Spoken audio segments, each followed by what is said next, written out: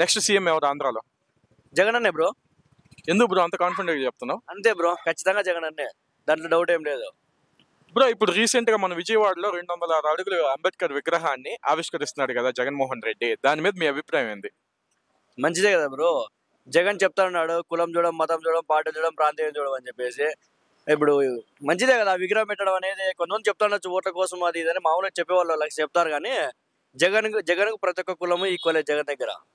So అందుకని చేస్తున్నాడు.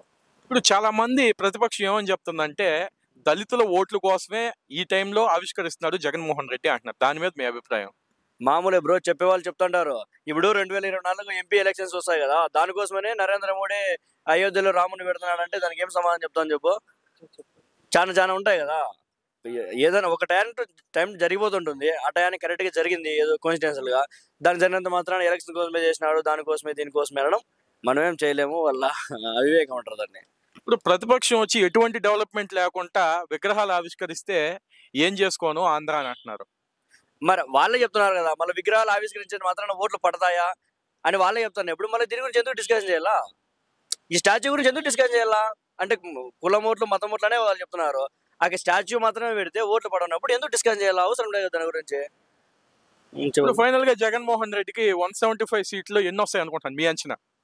Bro మా జగన్ అన్న చెప్పినాడు వైనాట్ 175 అని, అది టార్గెట్ మాత్రమే. ఎవరైనా ఎగ్జామ్ అనేది 100 మార్కులు రాస్తారు, ఎన్నో వస్తాయి అనేది మనకు తెలియదు. టార్గెట్ 175 మా టార్గెట్. సీఎం అయితే 100% అవుతాడు, దాంట్లో డౌటే లేదు, వేరే ఆలోచన అయితే లేదు. అసలు ప్రతిపక్షం వచ్చి సీఎం ఈ సైకో అని అసలు రానివ్వు అని అంటున్నారు. వాళ్ళు ముందు కూడా చెప్తున్నారు కదా, పవన్ కళ్యాణ్ ఇప్పటి నుంచి చెప్తున్నాడు జగన్మోహన్ రెడ్డి ఎప్పటికీ సీఎం కాలేడు అని. ఎన్నోసార్లు చెప్పినాడు, కాలేకపోయినాడు. ఆపగలిగినాడా? ఆయన ఆపేంత ఉంది, ఆపలేకపోయినాడు కదా. సో ఇప్పుడు చెప్పేవాళ్ళు ఎన్ని చెప్పినా, చంద్రబాబు చెప్పినా, పవన్ కళ్యాణ్ చెప్పినా, మన బాలయ్య చెప్పినా, ఎవరు చెప్పినా ఖచ్చితంగా 2024లో ముఖ్యమంత్రి సీట్లో కూర్చునేది వైఎస్ జగన్మోహన్ రెడ్డి, రాసి పెట్టుకోండి అంతే. ఇప్పుడు ఫైనల్ గా 2024లో సీఎం ఎవరు బ్రో?